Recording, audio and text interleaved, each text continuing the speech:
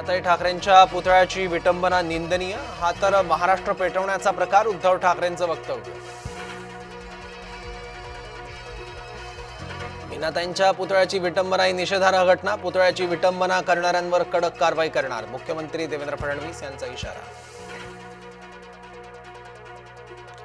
मराठ्यांचं वादळ आता दिल्लीत धडकणार, मुंबईतील यशानंतर जरांगेंचा मोठा निर्णय।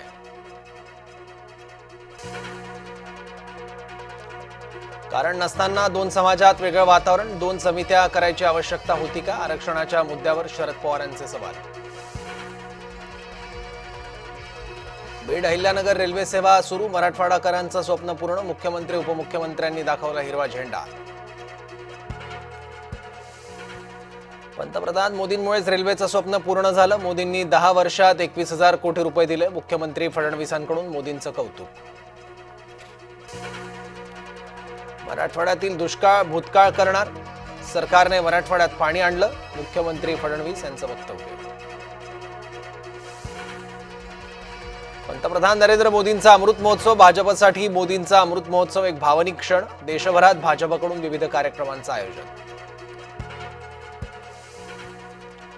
मराठ्यांच्या विरोधात ओबीसी आक्रमक, मराठ्यांच्या शासनादेशाविरोधात हिंगोलीत ओबीसी मोर्चा।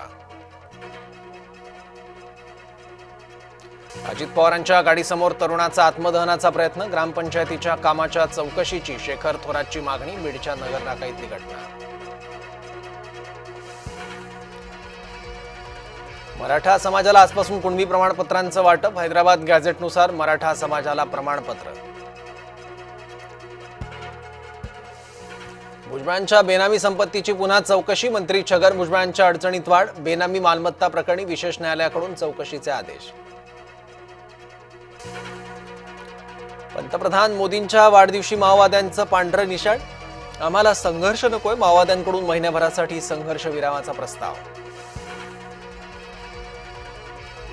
स्थानिक निवडणुका 3 टप्प्यात, मुंबईची निवडणूक सगळ्यात शेवटी, विश्वसनीय सूत्रांची जय महाराष्ट्र वृत्तवाहिनीला माहिती। पाकिस्तान क्रिकेट टीम आशिया चषकातून बाहेर पडणार, पाकिस्तानी चॅनल जिओ न्यूजचा दावा, पाकिस्तान आज यूएई सोबत मॅच खेळणार नाही।